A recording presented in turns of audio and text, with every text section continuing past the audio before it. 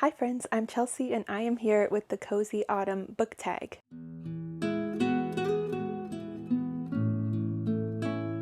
So I was recently tagged by Cass at The Modern Bookwoman. She did this video. It was really fun, so I will link her video down below. I thought this would be a really fun video to do for fall. I was actually just thinking that I wanted to do some sort of autumn book tag, and then she tagged me in it, so perfect timing. The original creator of this tag is The Book Bell, and I will also link her YouTube channel and her original video, so you can check that out. Pretty much this tag just has 10 questions, and some of them are bookish and some are just kind of general fall related things. I have my fall sweater on even though it's like 80 degrees out already. I'm in the fall spirit and hopefully this will bring about some cooler weather. Let's just jump into the book tag. So question 1 is, what book always reminds you of fall/autumn? I thought of a couple books for this one, and this first one is pretty basic, but it very much feels like fall to me, and that is the Harry Potter series. So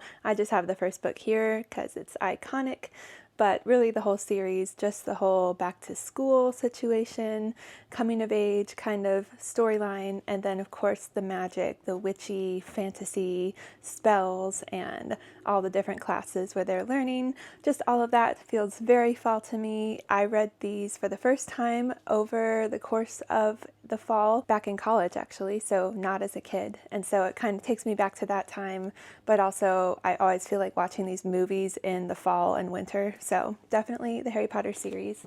And then another one I thought of was If We Were Villains, which I have talked about in a recent video. And I'm just going to say a lot of these I have mentioned in my Fall Recs video, so I'll link that. Feel free to check my recommendations video for more in-depth descriptions of these books. If We Were Villains is a dark academia with a bit of a murder mystery. Just those two elements together screams fall to me. And then the third one I thought of is also in my fall recommendations video, and that is The Anatomy Duology by Dana Schwartz. This is set in Scotland in the 1800s.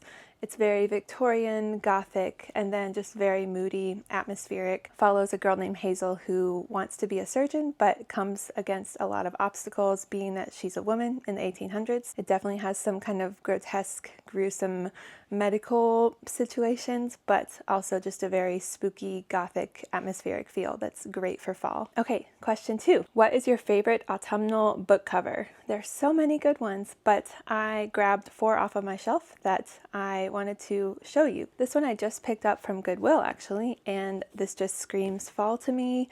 You Again by Kate Goldbeck. I don't know if this is set in the fall, but like just look at those colors. It's so pretty, and I think it's based off of When Harry Met Sally, or maybe a retelling of that. It's a romance, and that's all I know, but just look at that. Those beautiful fall colors. And then another one which I have read and loved, and this feels more like a book that I would recommend to read during winter, or maybe like the end of fall going into winter, but these colors just scream fall to me.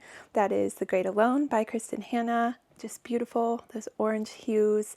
This is historical fiction set in Alaska in the 1970s. Great story, love those colors. Another one that's on my fall TBR is The 13th Tale by Diane Setterfield. So these are more of the muted, darker fall colors, but just the stack of books feels very fall to me. Just kind of like the darker, more gothic kind of fall vibes. And then the last one is one of my favorite covers, potentially, because it's just stunning. And also on my fall TBR, this is Where the Dark Stands Still by A.B. Poranek. Just look at that beautiful gold and kind of the woodsy forest kind of vibe. We have the back here as well. Just beautiful cover, beautiful colors, love it. So the third question is, what is your favorite autumnal drink to read with? I have so many, and I actually have one right here in my pumpkin mug. This is some chai tea. It's actually decaf because I don't really do great with caffeine. So chai is one of my favorites. This is from Williams-Sonoma, just a cute little tin of a caffeine-free blend of chai flavors, but I love any decaf chai, and usually I'll put some like oat milk and honey in it, maybe some cinnamon, just give it some good flavors. I mean, I'm also a total pumpkin spice girly, any kind of fall latte like that, but especially pumpkin spice, just any kind of spiced tea as well. I love tea, anything with that spiced flavor profile, and I love apple cider as well. So yes, definitely all the drinks that come with fall are my favorite, but usually tea is my go-to.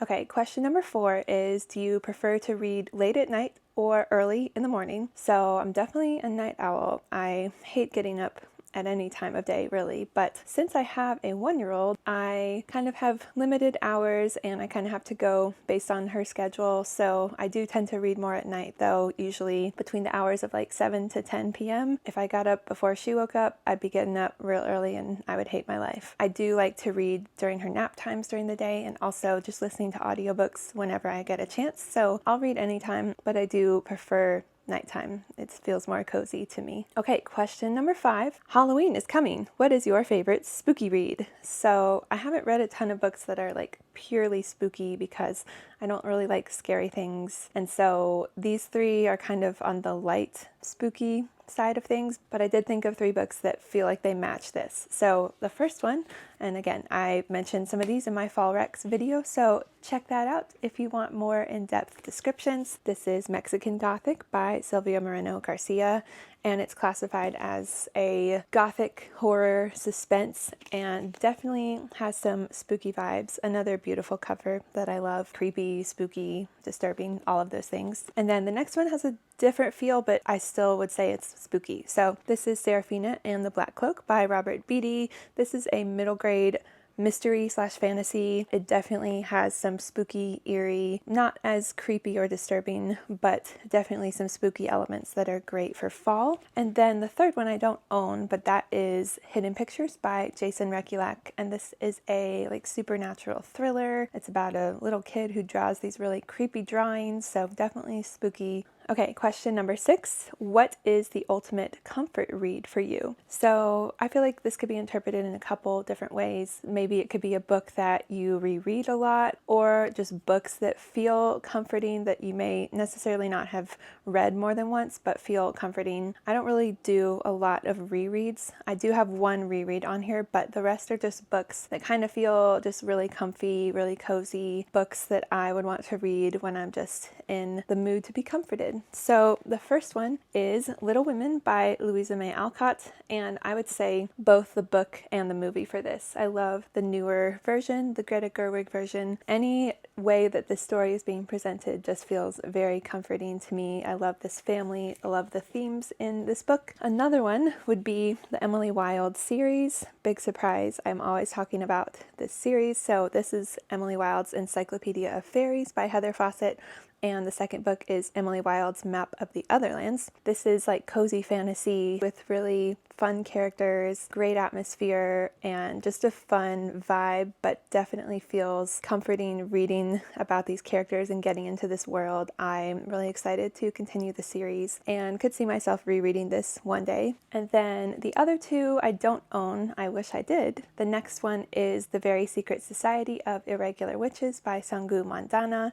This one is also cozy fantasy, but more on the rom-com, witchy side of things. It has a very similar feel to House in the Cerulean Sea, which is another comforting read to me, but Irregular Witches definitely feels fitting for fall, so that's why I picked that one. Wonderful characters, very heartwarming and cozy. And then the last one is not a book that screams fall to me, but it is a book that I have read twice and feels like a book that I will want to keep rereading over the years, and that is Remarkably Bright Creatures by Shelby Van Pelt.